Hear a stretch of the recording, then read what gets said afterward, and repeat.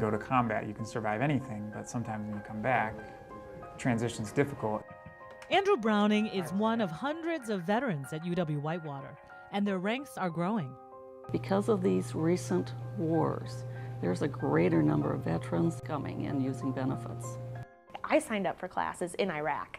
Our flight came in the day before the semester started. So in one day, I become a civilian, I become a single mom again, and I start school. That first week, I don't really remember a whole lot. My transition back was difficult. I got back and went straight to college. I struggled with connecting with people. It's not like a typical teenager. Like, the second time I went to Iraq, me and my team would go in, pick up the dead bodies, make sure they was buried properly. I just blocked everything out and just did my job. But then when I returned home, it was difficult at times. There's a lot of pride that goes into being in the service and being tough. Veterans don't always know how to ask for help. At UW-Whitewater, help begins here with Jan Norden. Probably a 15-credit holding. First and foremost, she helps veterans get the benefits they earned.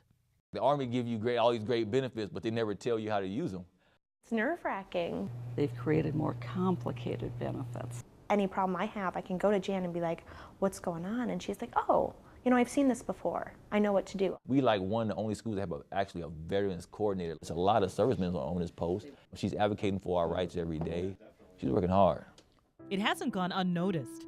Jan has twice been honored with the Department of Defense Patriot Award for her outstanding service to student veterans. She's passionate about it. I mean, she worked day in and day out on our behalf.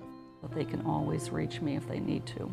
Sometimes there is that sort of hopeless feeling like, well, I had all this structure and support, and now I don't. To do well in college, you need to do more than just go to classes. You gotta have a sense of belonging.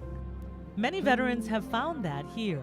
UW-Whitewater is named one of the best for vets among U.S. colleges and is regularly listed among the top military-friendly schools in the country. Veterans here formed a group that meets regularly, and they even have a dedicated space. It's like a safe haven.